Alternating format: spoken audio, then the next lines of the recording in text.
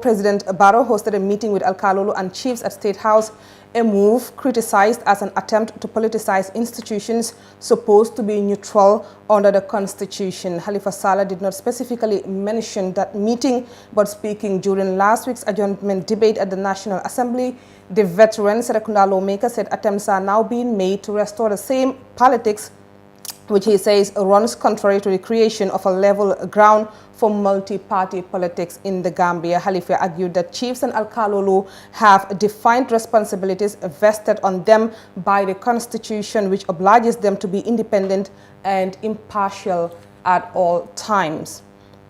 Gambia for 5 years leader forms political party. Ibrahim Soreba, Secretary General Gambia for 5 years and Peace Building, has announced he formed a political party called Gambia Jama Party, otherwise GJP. The Gambia for 5 years group, which is widely regarded as pro-government, was set up to counter the 3 years Jotna movement, which demanded President Barrow keep his transitional promise to step down from office at the end of 3 years. The group, though, has maintained that it is apolitical and that it was motivated to defend the 5-year constitutional mandate. I can confirm to you that I have formed a political party called Gambia Jama Party with the symbol of a farming tractor bearing the overall objective of enhancing food security, Ibrahima Soriba told the Standard newspaper on Saturday. He said his move is a result of intense negotiations and appeal by thousands of Gambians all over the world. The government ought to check controversial preachers. Operations No to Tribalism, a non-partisan movement formed by Gambians from all walks of life, has called on the government to reprimand preachers for insensitive comments. The movement's chairman, Basse, told the Standard on Thursday that they were approached by officials from Raudatul Majalis and a host of other Islamic scholars to ask the government to warn the controversial preachers. They want us to talk to the government on their behalf to warn these kinds of preachers to stop insulting them, or else there will be serious consequences, Cisse said. He said though his movement is focused on fighting tribal bigotry, they are equally concerned about issues raised by the scholars because it could generate violence if not addressed. Meanwhile, government removes all taxes to make rams even cheaper this year. The Gambia government has announced measures to facilitate the accessibility and affordability of livestock in preparation for the upcoming Tabaski feast expected to be observed on July 20. A statement from the Ministry of Trade said it had a consultative meeting with relevant authorities in the livestock sector with the objective of facilitating the importation and sales of livestock for citizens. According to the ministry, effective Saturday, all duties and domestic taxes by Gambia Revenue Authority will be waived during the period, in addition to a 50% reduction of fees for the ferry crossing for all livestock dealers. In our last story on the Standard newspaper, 54% of Gambians believe President Adama Barrow is fighting corruption. This is according to a survey. The 10th edition of the Global Corruption Barometer Africa survey has reported that a staggering 54% of Gambians think President Barrow's government is doing a good job in the fight against corruption in the country. Conducted in partnership with Afrobarometer, the survey was released by Transparency International, but it further observed that more than half of all citizens surveyed in 35 African countries in the previous 12 months thought corruption is getting worse in their countries. About half of citizens in the Gambia think corruption in their country decreased. The survey claimed it is not clear who the target respondents in the survey are or from which regions or areas they were drawn from. However, Afrobarometer said it incorporates the views of more than 47,000 citizens in 35 different African countries. In 35 countries across Africa. It added that only 37% of Gambians think their government is doing a bad job of tackling corruption. That's it for the papers. Let's go for a break and we'll be right back. Stay tuned.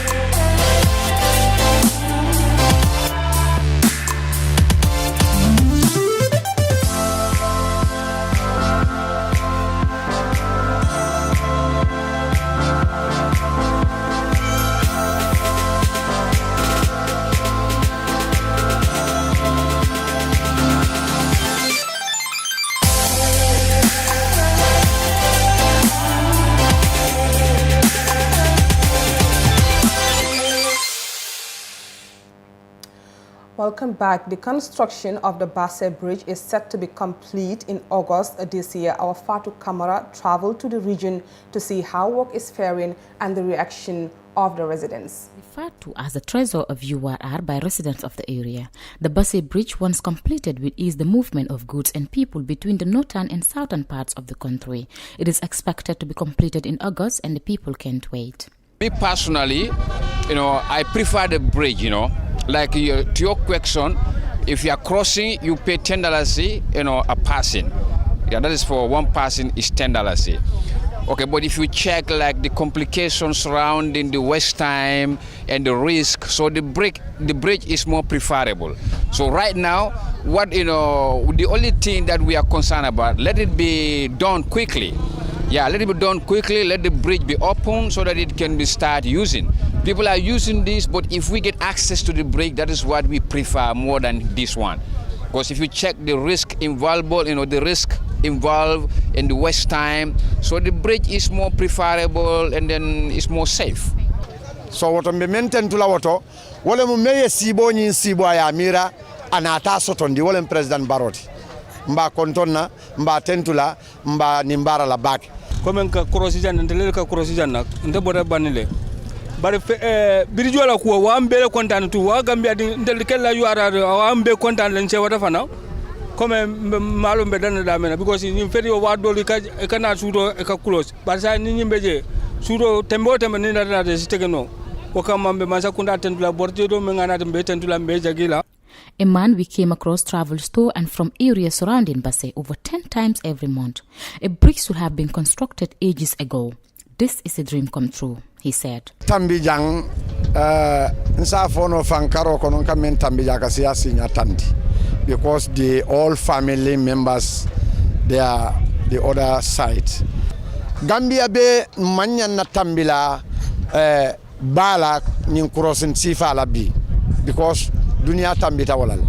Woto ning ngaje ko iko ngapongoje ha ngapongoje wole atarde tale a metale atardeta the whole 50 years or 55 years mba mira kandron mbe sibola dron bari maje no sayne nataje ko ale ya sotondi so woto ni yenni ka fo kumaya tale ngamira nte fana fo be te nyinin kala fo ite aje nyaadi la kumaya tale faman kumaya ay anyanta kumaya le because hadama dingo niyo niyamo e baluo niyamo e jaralo niyamo e kuoku kana fa ni fata bandale woto mensi mo fa ala fangole of alquran to wala tabsutu aydiyakum ila tahalukatikum alikana ali bulo fene pour kalifan halaki kalifan fa kalifan tinya.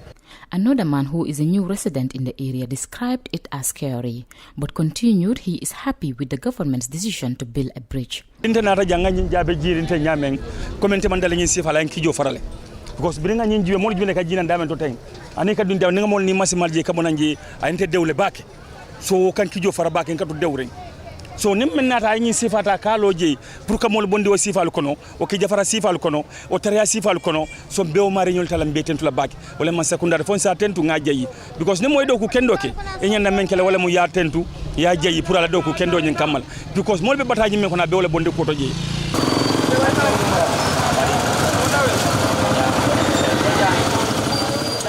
Even with the availability of the current ferry, many people huddle up for the canoes. The people relate that it is a faster means of transportation and also gives car owners access to more space considering the minimal capacity of the ferry. But ferry bisirim bage la moto mbelo rap siarim bage yo masimali janne masimali do ebetikal tarde wadde wala na ko nga bula ni kulundi wala ngate kada bangata tata la jam fatal mbe fo wulile wala tina mbelo no man problème par ferry beterne na do fanga da ferry ade problème da ferry bar bi mbe bisirne yo ne kulun ko da sorda men si tariya bistariya la fe tariya la si bula wala yo sainsa ndaniya tan birjo banda wala mum be la suloti me yalon ko aben napala okay ferry ni nata baliya fana ba ani kulun be mu kilinedi bari wala nan ka chance di mototiole pour wala ta je don dele na fonkodo barato ba feriol ni mototiol ni motorcycle tioli istano le je bari bidun abe mototiol le disturb la dina wote o dalilo at nan kana ni barala. Keno Captain Aliu Sow told the Fatu Network that the existence of the bridge is a blessing, particularly for the sick during emergencies. However, he pleaded with the government to consider them with maintenance when the bridge is finally operational. So untol jang kolya membe jang number 1 birjo be kekang. So niya mansa kunda ila baludula nae silo bondije ila baludula nae silo bondije itete fem keno la jatel mu mansate bandol lafita menna ntol la doku dula anina fenko dula lafita nae silo keje comme ko birjo ntol ay fero do ya itande menna ntol kabalu ke dame ay dunia be na fale me kuma kilim folede jang na tra doko lemu mo tan sababe doko la bari membe tambila jang asi tiloto asiata mo keme sabati jambir joto nte fam felenti jam mu dimbate yawlete mbe kontarin mu nente kontarin sometime talan saba suto ambulance be na cornela yatala in case freo tinyata ambulance be na cornela jam birjote kering so feritol belarin tol baratiol belarin dol belarin ambulance ite malon fo musu kono male be jeban fo mune be jeban dol be je lafita pour ka futa l'hôpital to asikolia so ni nata birjo loto jam hanna ata ntol mo sabale be doko la jam amanya na ntol silandira parce que ntol be memira kan na badi ngol bete mafana nyi birjo ke jam suto ambulance zina no fat ayta l'hôpital to molte kala lon bari suto ni ata birjo te jam ambulance na jam ay kumbo imalone fo mo men yalo ko asida ngo soroba fo musu kono ma be jeba fo musu kono ma abe mansa ulaba fo mune be jekba so ntede kay la karo wayen oba contani o fana nata mida nata mansa abe mol magola andol kabirina mama nyolu janne mol la baludulate andum fulanjam fana fo na famalu sa nimbir jobe na klaje abe mol febola pour ka mol makoy adele mum mansa dede mansa mini alongo na ko abe nyinkela ite fen kuno laje ya ondo san asevun la baludula na ko abe silo bondi laje wala ila korda ite de muna kelaje adele sembo soto alata ko la mansalim nte felenti jam bi nyim mansa ko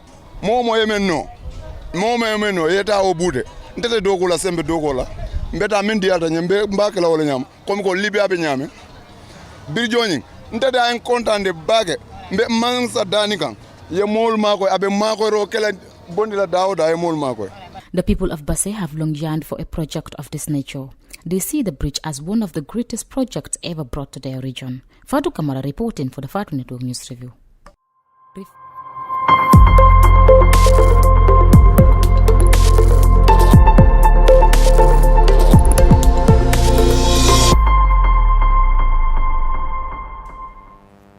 Welcome back. President Adama Barrow on Saturday launched the 30 kV Lamenkoto to Jabugu Batapa electricity power line. Here's an excerpt.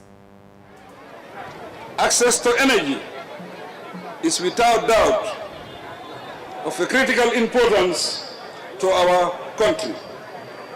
For without electricity, there can be no real development. Without energy, there can be no modern industry. And processing of agricultural and raw materials would be hampered. In short, there would be no modern economy without energy. It is sad and a great social injustice that most parts of our country have been without electricity since independence.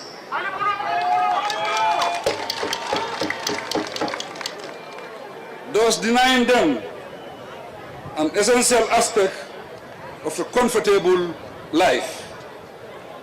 In 2017, when my government came into office, most part of the country were experiencing erratic and unreliable power supply.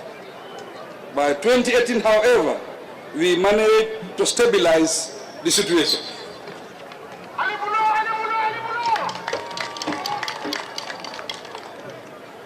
We have since made appropriate policy reforms and have made significant investment interventions in the sector to meet the country's electricity needs. Against this backdrop, today marks an important milestone in respect of realizing the government's universal access to electricity objectives. in the drive to electrifying the entire country by 2025. We are here to launch a new phase of extending the national electricity grid to another area in rural Gambia. This Laminkoto-Diabugu link is part of the Gambia Electricity Restoration and Modernization Project medium voltage backbone networks. The goal of this component is to enable medium voltage coverage within this area. The contract is the first phase of an ambitious project to electrify 46 villages from Laminkoto-Diabugu in the Same and Sandu districts at a cost of over $8 million United States dollars. Honorable guests, ladies and gentlemen, in September 2011, the UN launched the Sustainable Energy for All initiative. This is a multi-stakeholder partnership designed to attain universal access to modern energy services and double both the global importance energy efficiency rate and the share of renewable energy in global energy production. It is also one of the 17 UN Sustainable Development Goals, SDGs, and forms part of the 2030 Agenda for Sustainable Development adopted in September 2015.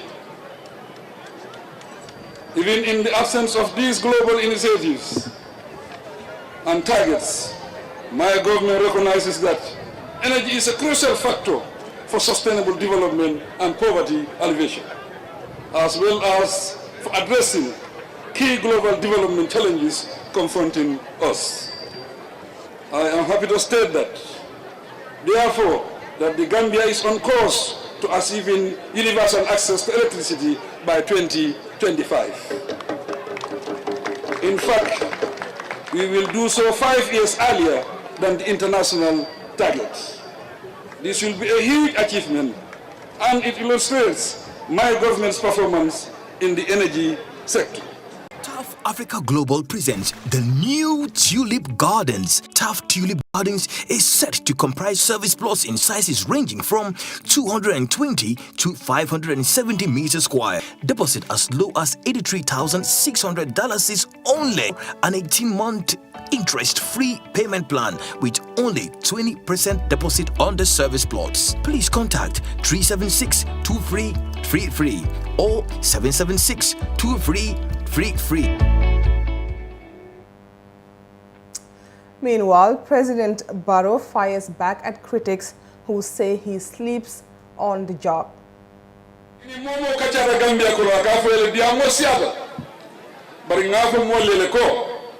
Alinga diamu la bula ye diamu dogu la le continue ngana dogo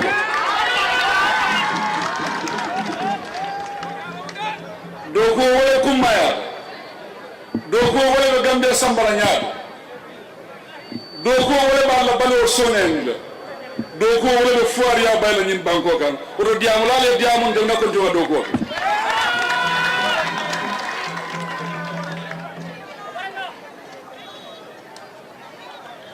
nga promise la nunca fambe courant na la jamme aketa courant minalia andun safa samen ko le ko don ko hani sa mirol de kerinde nga lonne same sanji tan lulu fem manke same ko no biol de kerinde hani sa ka kudol na de same ko denke mtio fa fana wodon safa no banko le ani yu ardin ko safa le kon kontandale wari kabinga molla funti nyaaje dron o yen hanindi le ay na jiko fana warandi ka nyitande ko samen ko ni siaran ko ni waran ko i parle ko president boronga pour ka nyim banko doku ando be men folale wala nyinti ko benna masakunda wala le kerin sai bari ni MPP masakunda na do jang do ko men keda say o mo finin ko lati du no man na folo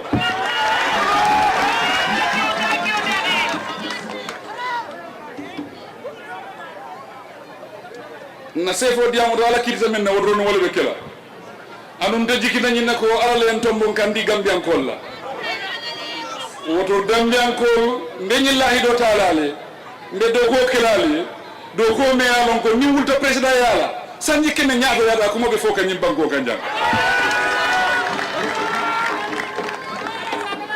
ngamo ken dol sodole nganna minister sodole me ala be bambandin koma nga professional sodole me ala be bambandin koma andi nga gambian ka fonni ke sodole me ala ko be bambandin koma nga musu jagol fanan sodole me ala be bambandin koma dikani banko de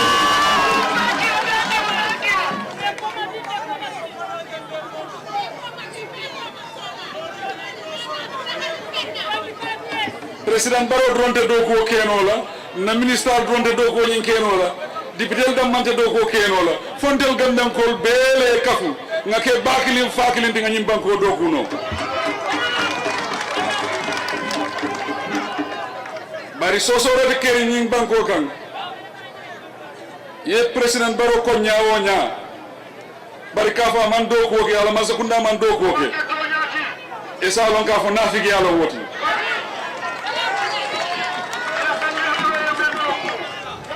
ego isa fono nene manjatoje bari ka fako nene manjato to moy o mu wuli yalati ani hasibiya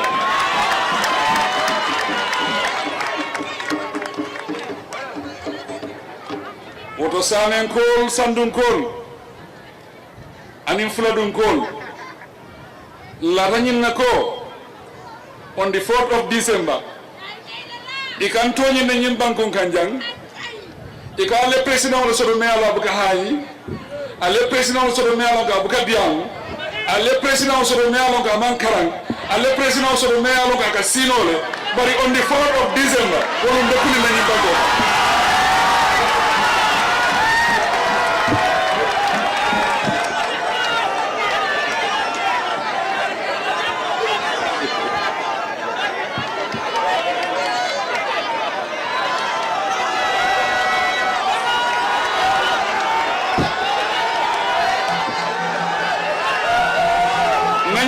ngagnin kumol moyle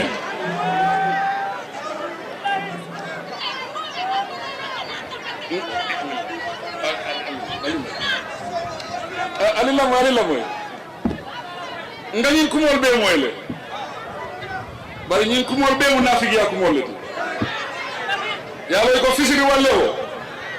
fisiri walle amune akende akeda kuje woti yemen long yemen je ka bala wala ken ni ka fisir wallo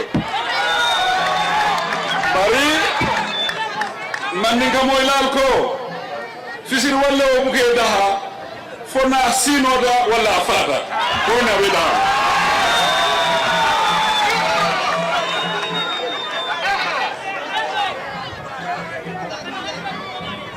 bari president me alon ko aka sinole ni woy nyen dokol beke ay lamin ko passamas doku ay Basse fado doku ay birijo doku ay kuramo doku ay kelen ro doku ni wo kuninta lummi albe bor lañu banko kan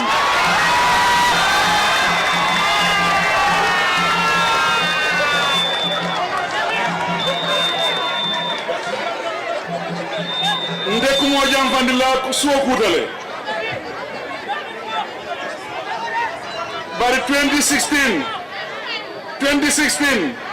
mbelola lumen kake candidate roti mel ka fo bi man hani wol bebe lari la ramale ko dum wotu non ko hani kunti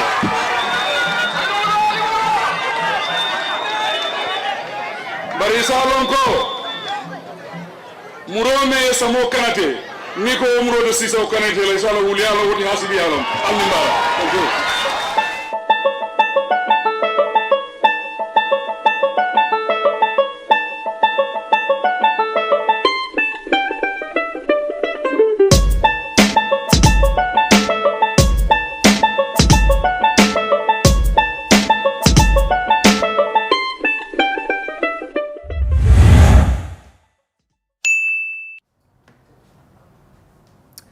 It's been a few days since a powerful storm ravaged most parts of the country, leading to some deaths and some people internally displaced. And today I am joined by Mr. Kausu Baro, Monitoring and Evaluation Officer, National Disaster and Management Agency. Welcome to the Fatu Network, Kausu. Thank you, Sayo. It's been days since this powerful storm hit the Gambia. What has the NDMA been doing since this event? Yeah, first of all, we just want to say our condolences on behalf of my Executive Director and colleagues at the NDMA and the Governing Council, Her Excellency, the Vice President of the Republic. We want to send our condolences to the families and also to be grieved with people who really are in this dire need since this storm hit the country.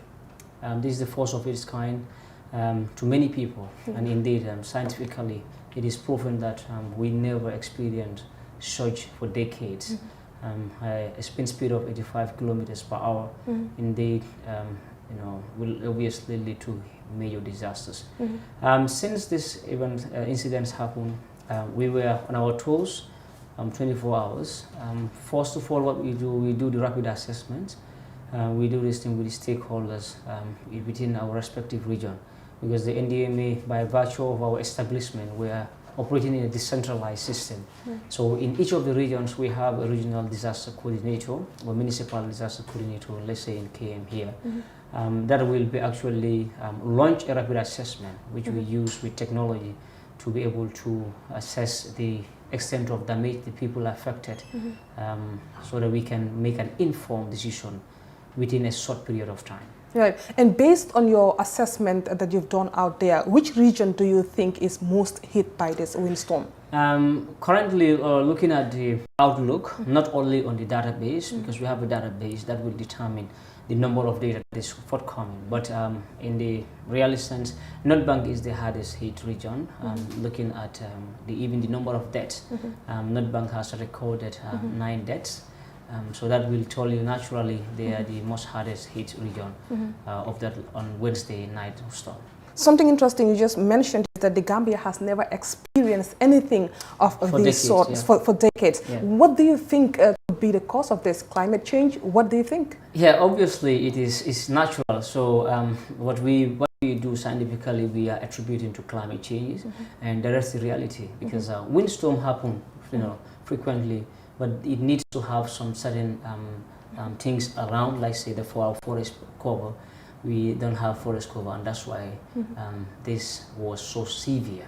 Though the wind speed is very high, 85 kilometers per hour, as I said, for decades we never experienced such. So automatically, when it arrives, it has to be so disastrous to larger extent. Did you have any idea if this was going to happen? Because in some cases and in some countries, I know they have this weather forecasting where they're able to determine if a typhoon is going to hit or if this is going to happen, if there's going to be a strong storm. Was this expected in some way or not? Obviously, the forecast was even out well before it comes. We are still challenged with the cultural ties linked to the forecast system. Still now we are still having that problem. People don't want to accept that forecast is a prediction, and but we need to define what really a forecast is all about. Traditionally, we have our own weather forecast system, whether we know it. Perhaps some of us who are farmers or who are from rural Gambia, our parents or our grandparents will tell us tomorrow is going to be raining, because there are signs and symptoms that they will see concurrently it will happen, that they can do prediction. And the same thing applies to conventional system, which they use satellites, the local our ground stations, we're using them to do the forecasting. And now our forecast system is has been improved immensely, because the Department of Water Resources, who are responsible for climate information system, has now also joined the global network, the regional systems, the agreement. So that is telling us that we have a very good system of forecast.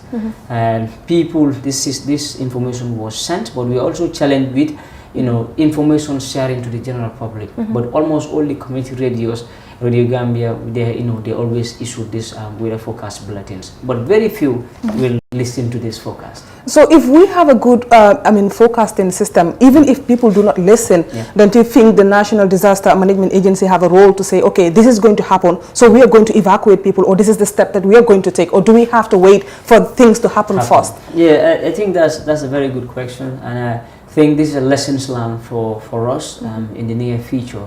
We are not hoping such to happen concurrently, but I think what you just mentioned, that could have been done to send alert to the public, and we are really trying to work on that. So we realize that people are not adequately informed, or they are not adequately able to reach, to get the information at the right time.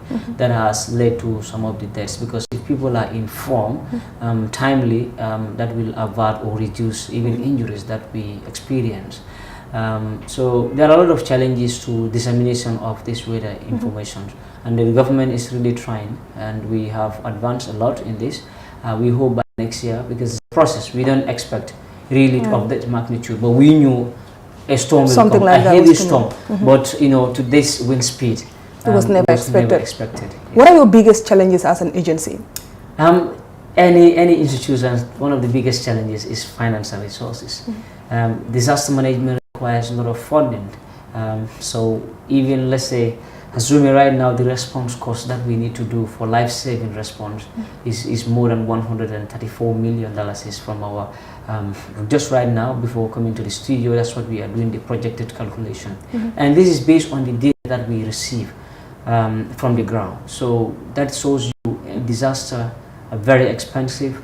The process of disaster management, because that's why it is called disaster management. We don't want to sit down and do response. We want to be proactive before incidents happen. The word disaster risk reduction, DRR, is basically to have plans before incidents happen, to be better prepared, and then also to build the resilience of your vulnerable communities. And now that you have done your assessment on the ground, what is the next step? The assessment are still ongoing, and the unfortunate part is really people are really suffering on the ground, because looking at on the 8th of July, when the incident happened on the 7th, on the 8th of July, our teams went on rapid assessment. But imagine within a span of from Friday to date, we have over 84% increment of people affected on our database. And we are expecting more to be coming, because this issue, for the first of its kind, everywhere in the country was affected within a day. So the numbers might be increased as we are speaking from, just could you imagine, from 1,000, around 1,000 to 2,000 households that were affected, from the database, because we don't also want to be assuming on the figures. This is why we have a system in every community or in every region that they will do the assessment with a system what we call a Kobo Collect, is in a tablet. So currently we are speaking, we have over 13,940 to almost 14,000 people directly affected by storm, and very few, 394 people by flooding. So this year, the start of rain, we are actually experiencing more winds than rain. So this is why you realize that the number is indeed increasing. The storm really affects everybody almost. That's right. And of course, the NDMA and the government of the Gambia has come under some criticism. People are saying that your response is kind of slow, and it seems that Gambians are in fact turning to GoFundMes to help support families that are affected. Do you have anything to say about that? Yes, we would like to call on every Gambian to come. This is about Gambia. It is not only about the government. Because as I say, disaster is expensive. If anybody have the opportunity or the chance to mobilize resources for the community, indeed government will be supporting that idea. As you can know, disaster management, when disasters happen, the duty bearer on the response is the government of the Gambia, or is anywhere in the world is the government.